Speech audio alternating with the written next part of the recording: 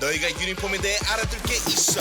앞치마, 조리복, 위생복, 유니스토어. 성장과 학습에 대한 얘기를 약간 조금 해보려고요. 직장생활 중 받는 스트레스는 이제 세 가지가 있는 것 같아요. 첫 번째는 이제 사람한테 받는 스트레스가 있고요. 두 번째, 세 번째는 일에 대해서, 일로 인해서 받는 스트레스인데, 두 번째는 나한테 업무 자체는 주어졌는데 그 업무의 범위와 방법을 모르기 때문에 도대체 어떻게 해야 될지를 몰라서 받는 스트레스가 있어요. 훨씬 큰 스트레스죠.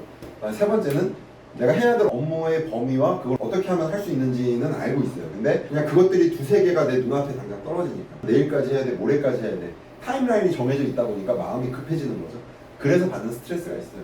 2번과 3번 스트레스에 대해서만 얘기를 하자면, 그 2번의 스트레스나 3번의 스트레스는 사실 업무 자체에 내재된 스트레스예요. 어떤 것도 바람직하지 않다거나 거부할 수 있다거나 뭐 저걸 안 받으면서 일을 할 수 있는 방법은 없어요. 그리고 적당한 정도는 그 건강에도 괜찮아요. 두 가지 스트레스에 대해 약간 설명을 하자면, 직급과 각자의 그 책임이나 권한에 따라 받는 스트레스의 정도와 종류는 다를 수 있습니다. 뭐 직급이 높을수록, 그 다음에 책임과 권한이 많을수록 3번의 스트레스보다는 2번의 스트레스를 더 많이 받게 되겠죠.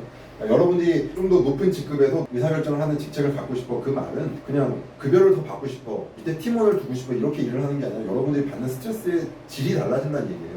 맨땅에 헤딩하는 일이 많아진다는 얘기죠. 이제 적당한 스트레스가 건강에도 도움이 되고 필요하다는 얘기를 했는데, 특히 이제 그 지식근로자의 경우에 더 그래요. 지식근로자는 스트레스 상황에서만 성장을 합니다. 내가 지금 할 수 있는 업무의 양에서 100%, 120% 정도 수준 업무를 수행할 때만 성장을 할 수가 있어요. 당연하겠죠. 내가 지금 100을 할 수 있는데 100의 업무만 나한테 주어지면 그냥 하면 되잖아요. 거기서 아무런 혁신도 안 일어나고요. 근데 110%, 120%가 될 때 마음의 조급함이 일어나게 되고, 빨리 해결하고 싶고 효과적으로 해결하고 싶고 이런 욕구가 생기기 때문에 거기서 혁신이 일어나거든요. 혁신이 일어나게 되면 업무가 또 줄어들게 돼요. 그러면 더 많은 업무를 하게 되고 또 120%의 스트레스를 받게 되는 상황에서 또 혁신이 일어나면 또 성장을 하고, 지식근로자의 성장은 그렇게 되는 겁니다.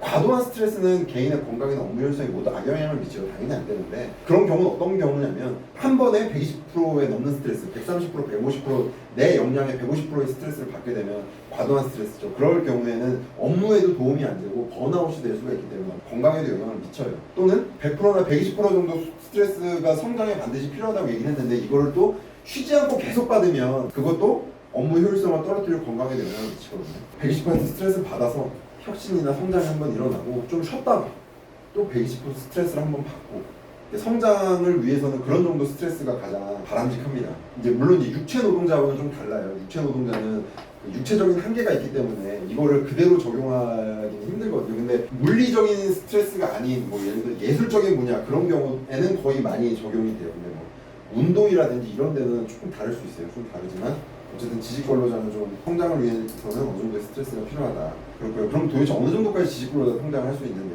뭐 이거 일률적이진 않아요. 업무의 기업의 규모, 그에 따라서 내가 맡고 있는 업무의 범위, 그 다음에 업무의 성격 등에 따라 뭐 차이는 있는데, 우리 보통 인사 담당자들 만나서 얘기하면 보수적으로 얘기하는 거예요. 좀 더 다른 분야에서는 이보다 훨씬 더 성장할 수도 있어요. 근데 아무리 보수적으로 얘기해도 지식근로자가 하는 업무들은 1년 차하고 3년 차 정도 되면 보통 2배에서 3배 정도 성장한다. 일을 그만큼 빨리 좀 더 깊은 수준의 일을 한다는 얘기예요. 1년 차하고 10년 정도 차는 어떻게 되냐? 보통 3배에서 5배, 뭐 분야에 따라서는 그 이상. 그리고 다른 큰 회사들에서 업무하는 사람들, 밖에 있는 지식근로자들, 이렇게 성장해 가고 있다는 거예요. 그걸 말씀드리는 거고요. 72의 법칙이라는 게 있어서 그 성장이라는 게 나한테 미치는 영향은 어떤가, 그냥 이런 걸 보기 위해서 한번 얘기를 해보면, 그 72를 성장률로 나누면 2배가 되는 시간이 나온다는 얘기예요. 그러니까 연 10% 성장한다고 가정하면 지금 내가 100을 가지고 있는데 200이 되는데 7.2년이 소요되고요. 연 5% 성장한다고 가정하면 100이 200이 되는데 14.4년이 소요가 돼요. 자, 지금 내 능력이 100이에요. 연 10% 성장한다고 해보면 내가 성장률이 14.4년 후에는 400의 능력을 보유하게 되거든요. 연 5% 성장을 하게 되면 1년 뒤에는 5밖에 차이가 안 나는데, 그게 14.4년이 되면은 연 5% 성장하는 사람이 200밖에 안 되죠. 지속적인 성장은 결국 결론이 이렇게 많이 차이가 난다. 스트레스나 학습에도 어느 정도 도움이 됩니다.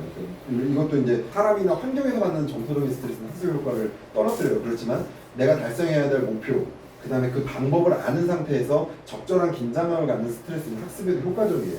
성장을 위해서도 스트레스는 어느 정도 필요하다. 근데 저 스트레스 중에서 굉장히 어려운 스트레스가 있는데요. 시간, 또 노력과 학습 성과의 관계를 보면, 그 내가 드리는 노력에 비해서, 드리는 시간에 비해서 학습 성과라는 게 비례해서 올라가질 않아요. 계단식으로 올라가요. 이게 굉장히 힘든 거거든요.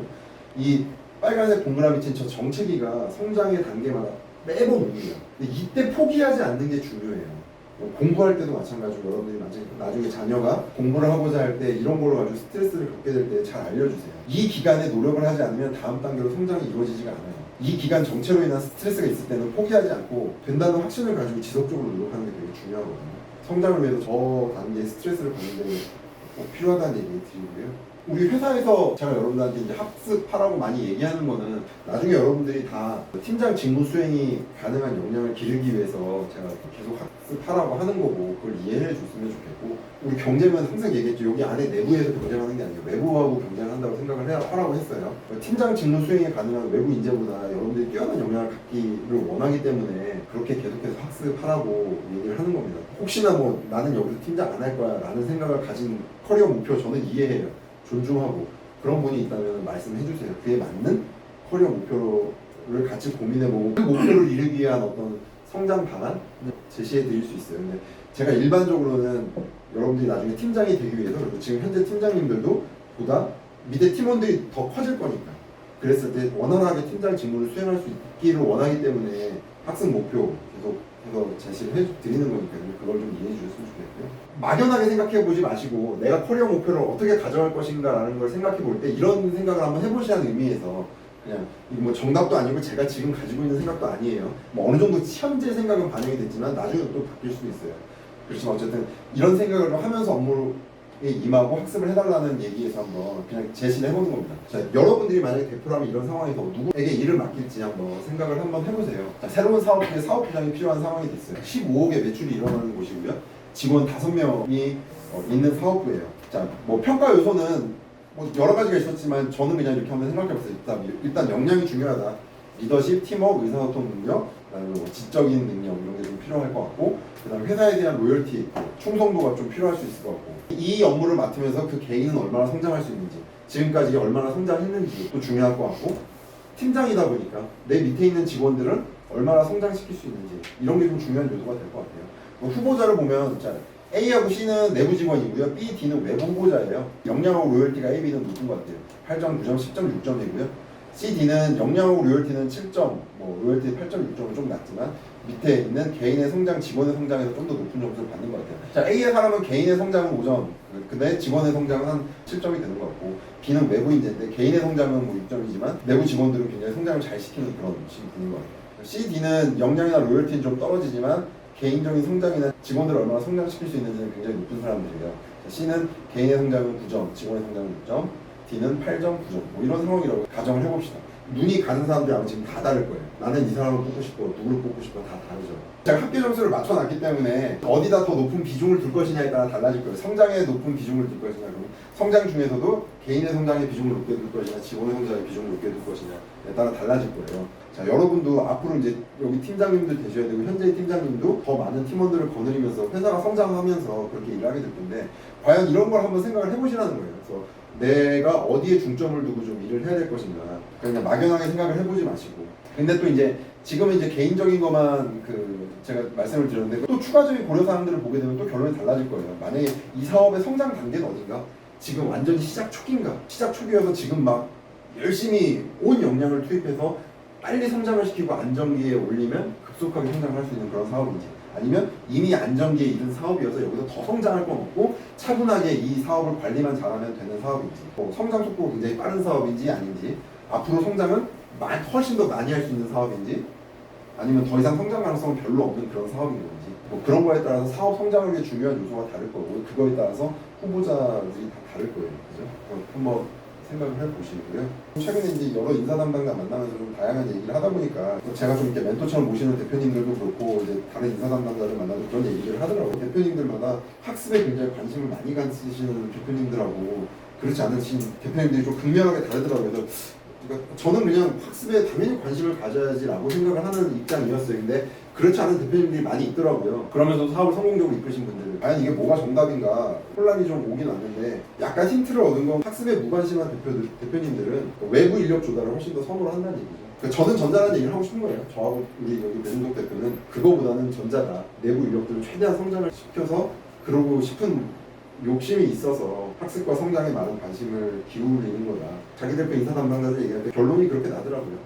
정답은 없다. 기업의 어떤 전략 그런 거에 따라서 뭐 달라진다. 그런 얘기를 했었어서. 근데 어쨌든 우리는 이 전자의 마음이다라는 거. 유니스토어